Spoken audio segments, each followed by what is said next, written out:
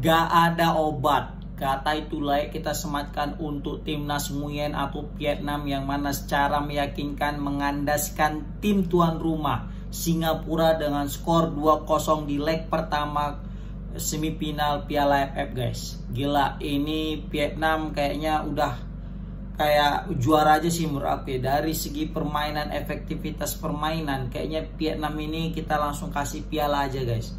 Betul-betul meyakinkan untuk jadi juara Piala AFF.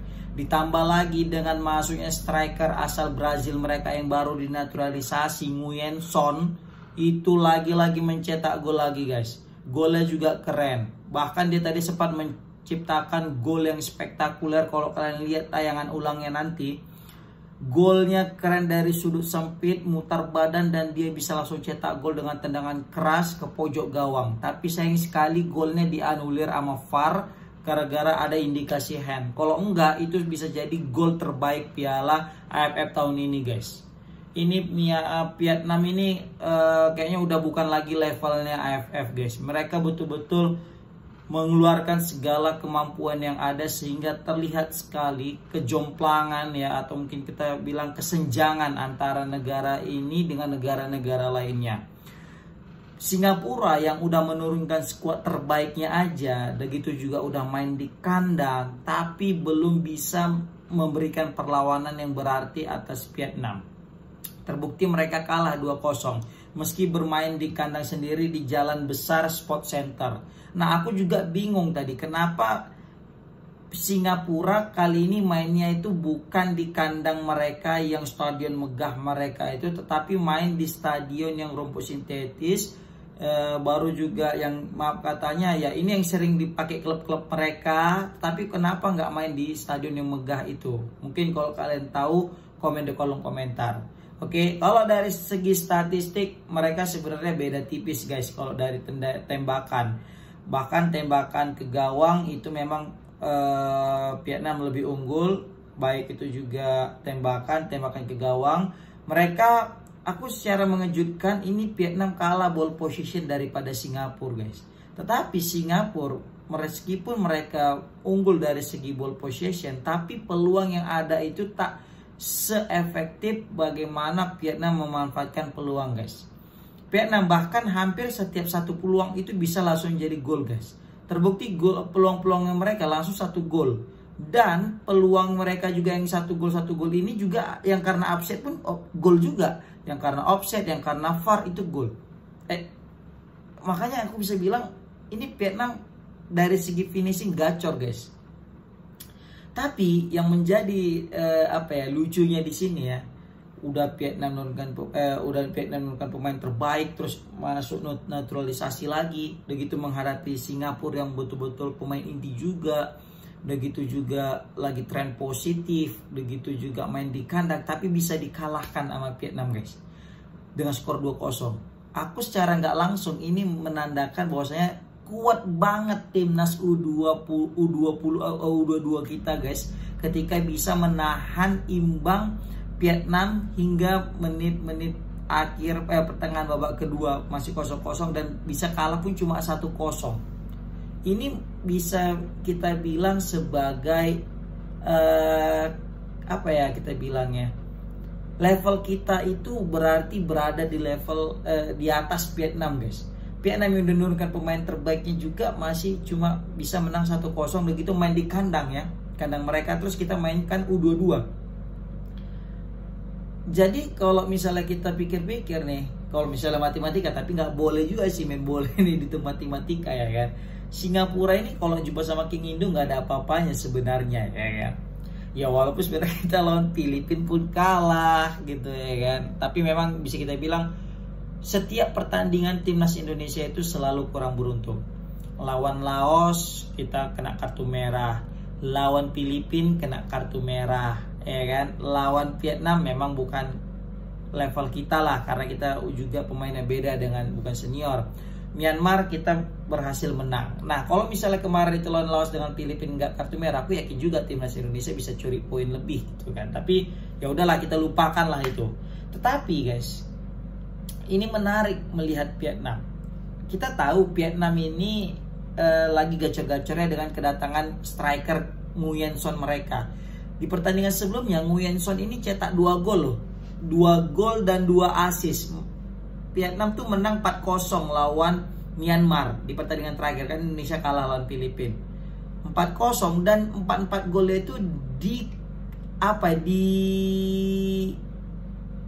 eksekusi dan juga diberi assist ya, dan diasisi, dieksekusi dan diasisi oleh si Nguyen Son ini guys. Dia nyetak 2 gol dan 2 assist. Gila nih pemain, serius. Gila kali. Ini jadi ancaman serius nih bagi tim ASEAN yang lain guys. Tapi apakah ini jadi ancaman bagi timnas Indonesia? Enggak.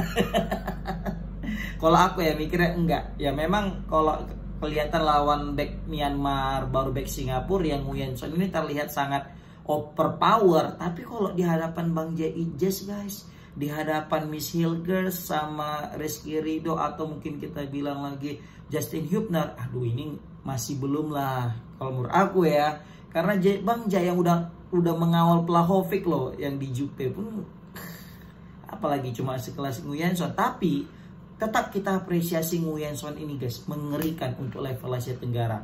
Aku jadi takut melihat nasib negara serumpun kita, tetangga kita, yaitu Malaysia.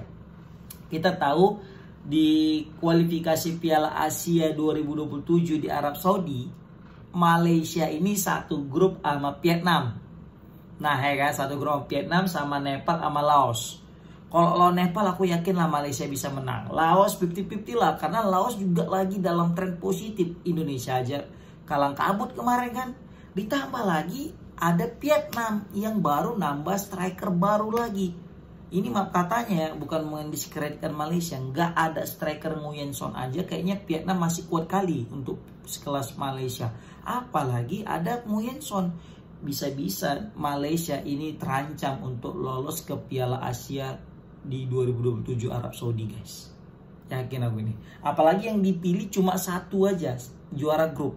Bukan juara grup dan runner up terbaik, tidak ada ya. Kalau Indonesia kan tahun sebelum itu kan ada runner up terbaik, dan Indonesia lolos sebagai runner up terbaik di bawah Jordan sebagai juara grup.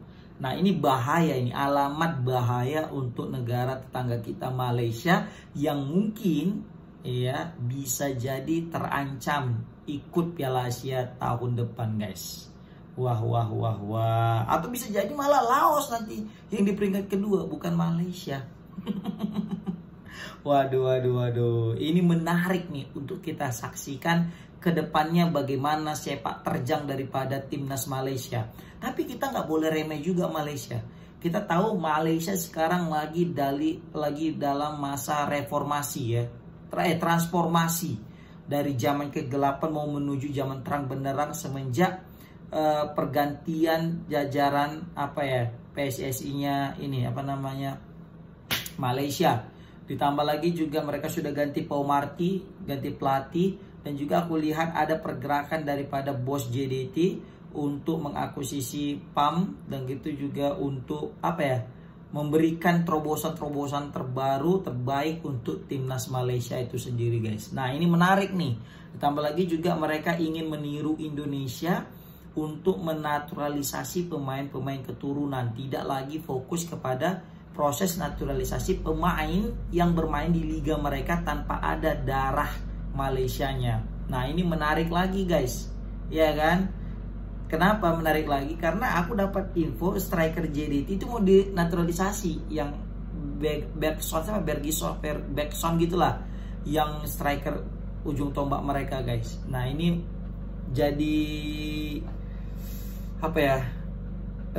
jadi berita yang akan kita tunggu-tunggu lah. Oke, gimana menurut kalian tentang kemenangan Vietnam atas Singapura, dan bagaimana pendapat kalian tentang striker gacor Vietnam yang baru Nguyen Son, dan gimana pendapat kalian tentang peluang timnas Malaysia untuk lolos Piala Asia 2027 setelah mereka satu grup dengan Vietnam yang ditambah dengan pemain baru mereka yang super gacor, dan ditambah lagi dengan Laos yang makin stabil dan makin luar biasa. Assalamualaikum warahmatullahi wabarakatuh.